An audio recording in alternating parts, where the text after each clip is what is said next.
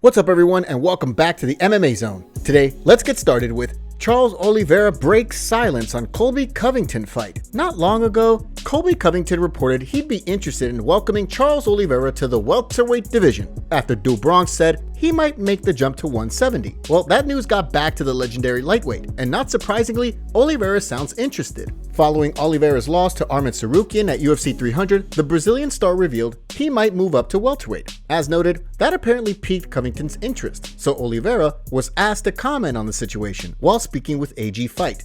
Man, in reality, it's like I said, it's sitting down and looking at legacy, history, values. You have to sit down. When I woke up in the morning, thousands of people were sending me messages. I sent it to Diego Lima and Diego said it too. I see what you think. I said, Diego, just sit down, talk, think, see what's good. See what the UFC thinks about it. It's not just what Charles thinks, it's what the UFC thinks about it. Colby is a talkative guy. He's a guy who talks a lot. So let's see. Why not? It will definitely be interesting to see if this fight happens. Based on what Colby's had to say about Brazilians in the past, it's not shocking to hear Oliveira's fans want Do Bronx to square off with Chaos. If Oliveira were to defeat the polarizing fighter, he'd jump right into the title shot mix at 170. Covington is currently ranked number 4, but don't expect this fight to go down anytime soon. Colby is apparently still recovering from a broken foot he incurred in his December loss to champion Leon Edwards. Next, let's take a look at UFC fighter exposed for banned substance. UFC 303 lost one of the event's most compelling fights, and that's definitely not good news, given the card's lineup isn't exactly stacked. Yes, recently, Khalil Roundtree announced via social media that he's ingested banned substances, and as a result, he'll no longer fight Jamal Hill at the June 29th event. The light heavyweight and devastating striker shared out the following statement. I'm gutted to deliver this news to you all, but I will not be fighting at UFC 303 due to consuming a banned substance. I did not do this intentionally, and I am doing everything I can to get the situation taken care of. I was using a personalized, tailored supplement service from a company that I trusted who understood my limitations in what I can and cannot take. They accidentally sent a blended supplement to me that contained a banned substance called DHEA, which is prohibited at all times under the UFC anti-doping policy. Only after I consumed it was its ingredients brought to my attention. Based on the latter part of Roundtree's statement, it sounds like he contacted the UFC before he was flagged for PEDs in a drug test. I immediately contacted Senior Vice President of Anti-Doping Compliance Jeff Nowitzki and UFC Vice President of Anti-Doping Compliance Donna Marcolini upon receiving that information to inform them of this matter. I've provided them with all of the information to show that this was not a matter of cheating or to enhance performance. Although DHEA is non-performance enhancing, it is a banned substance, therefore I am under temporary suspension. My sincerest apologies to you all and to Jamal for this unfortunate series of events. This is a huge loss and an even bigger lesson. Not surprisingly, it didn't take long for the MMA community to start weighing in. Case in point, here's some of what former middleweight champ Robert Whittaker had to say on MMA Arcade podcast. This is just the nature of the beast, is that he's not the only one that can't take banned supplements. Yeah. You know, regardless of what your workaround is or what happened, it's you can't take it. One of us, every single one of us on the roster understands that. We understand that it's sketchy taking supplements and that you cannot take certain things. And then you get these guys that pop hot because they went to a tailored supplement place. You know what I mean? It's like, just get your Musashi off the shelf like everyone else. That's some solid advice from Bobby Knuckles. Now, it'll be interesting to see what kind of punishment Roundtree receives under the UFC's new drug testing partner, Combat Sports Anti-Doping. Now, let's look at Tom Aspinall calls out Alex Pereira. After weeks of speculation and discussion, we now know that Tom Aspinall will face Curtis Blaydes at UFC 304. But that doesn't mean the interim heavyweight champ isn't down to fight Alex Pereira. Following Pereira's jaw-dropping knockout of Jamal Hill at UFC 300, the light heavyweight king announced his intention to pursue the heavyweight crown. That fired up extensive talk about whether Pereira could fight Aspinall next, or even John Jones. Well, before Aspinall's bout with Curtis Blaydes was confirmed, he spoke with Costa. When asked about the possibility of facing Poatan, the Liverpool fighter made it clear he's on board. I think he's a dangerous guy. I think he's really good.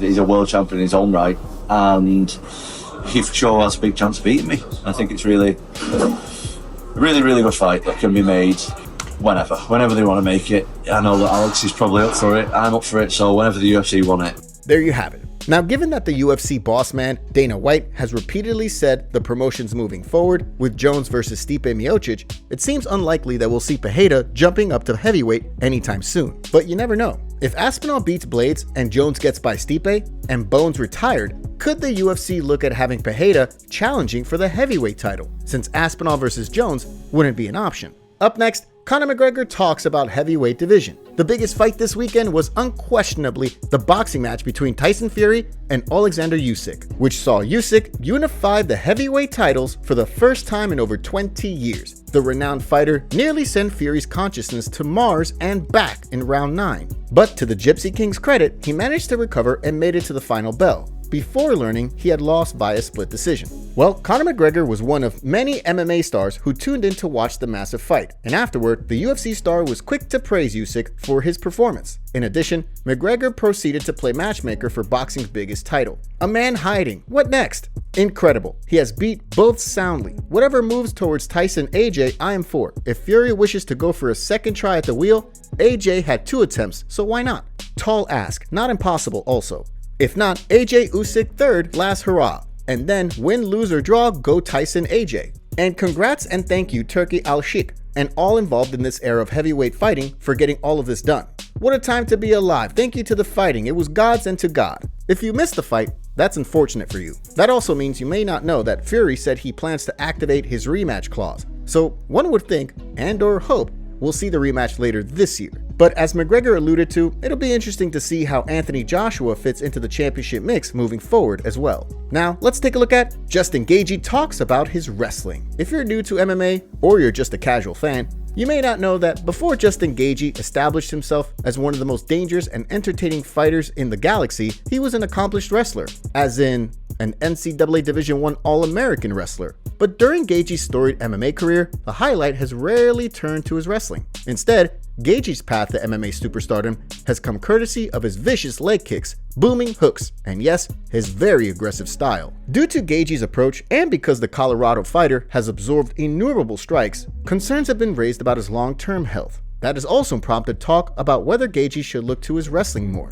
But while speaking with Title Sportsnet, Gaethje noted that it's because of his can't-miss style he gets paid the big bucks. No, this is my job. I do this for the money, and if I was to take a heavy wrestling approach, they would never be paying me what they're paying me now. So I've had huge fights pretty much because of the way I fight. So I have no regrets. Next up, let's take a look at Henry Cejudo calls out UFC fighter. Henry Cejudo had said if he lost to Merab Dvalishvili, it would be curtains on his fighting career. Yep, again. But it seems pretty clear Triple C plans to keep competing, as recently he made a call out for his next fight. So did Cejudo call out a top 5 ranked bantamweight? Or a fighter who was right by him in the rankings? Not really. Instead, the former champ called out Rob Font via social media. Hey Rob Font, my wife told me I need to spend more time with my kids, so let's meet up July 20th at the Apex.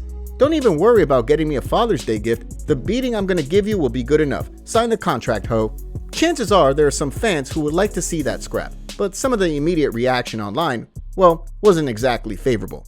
Here are some of the follow-up comments Cejudo's proposal received. This man really fake retired and gave up the belt just to return and go 0-2 and beg Rob Font for an Apex fight.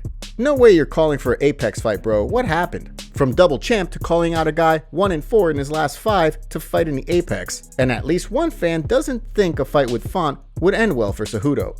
All due respect, I see you getting slept by Font. No need for the disrespect considering your last outing, OG. If you need a refresher, currently Cejudo is ranked number 5 in the UFC's bantamweight division, and Font is ranked number 9. So if Font did beat the King of Cringe, it could move him up several spots in the division. But beating Cejudo could be a big ask for Font, even if Triple C is no longer at the peak of his powers. And finally, Anderson Silva versus Chael Sonnen announced. It looks like Anderson Silva's storied fighting career will include at least one more chapter. So, is the Spider going to throw hands with another legendary fighter or a YouTube influencer who has several pro fights under their belt? For a little while there, it looked like the answer was going to be a definitive no. The reason being is that not long ago, former football player turned actor Terry Crews reported he's ready to battle Silva at an upcoming card in Brazil.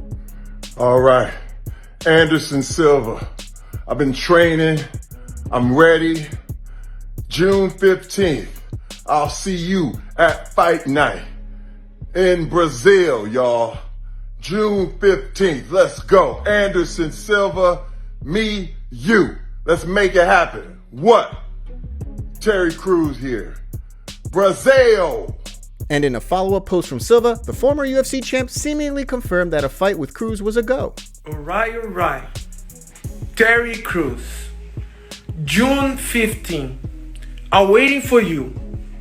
I'm ready. I'm preparing myself for you. I'm waiting for you. June 15, here in Brazil. See you soon, my brother. Now, if you saw these posts previously and you were less than enthused with the matchup, don't worry. More recently, Silva announced in Portuguese that he will not be fighting Crews. It was revealed that Silva will be boxing Chael Sonnen on June 15th. Sonnen posted this video announcing this fight. Oh, Anderson, yoo-hoo! It's me again. See you June 15th. Here's some comments from the MMA community reacting to the announcement. God, it's going to be embarrassing when Chael gets knocked out by the guy who got beat by Jake Paul. I could easily see both of these guys agreeing to a fixed fight, by the way. Should be MMA. What the F? Why boxing? Both incredibly washed, but I'm still tuning in. Don't care what it costs. Don't care when it happens. I'll be watching.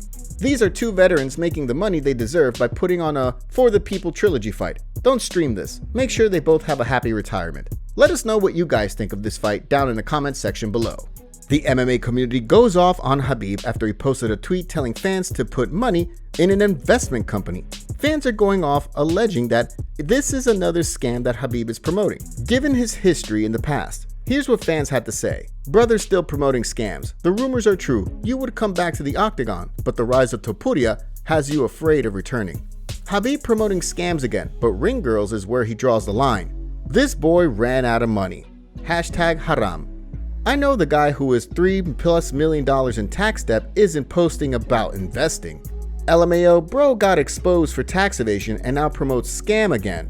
Go fight if you need money. Scamming your fans is haram. Bruzza needs a few million to push taxes. Time to push the next scam. When these dry up, he'll call Dana for that Conor fight. Conor McGregor goes off on Khabib and reacts to his $3 million in debt to the Russian government. Here's what Conor had to say. That's typical rat behaviour, scurrying rat. So he has bills to pay. I fight for Legacy, 2 main events or something he has in the UFC, and he owes his bollocks to the Russian government. So he'd want to pay his fucking money that he owes instead of siphoning it out through to other countries. So I'm ecstatic and delighted that that's coming on top of him, and we all will welcome him back into the fight game where he's ran from. It's a rat trap. The rat trap has been set. So we're excited about that and see where it goes. We notice him. We notice the little rat scurrying on back. We see him back around. Fat rat, we call him. Top comments. I would love nothing more in the world than to see Stipe beat Jones. It would be glorious.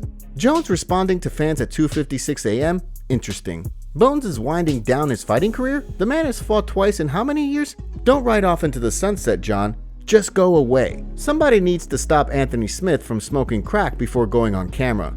Jones just admitted he's scared to fight Tom.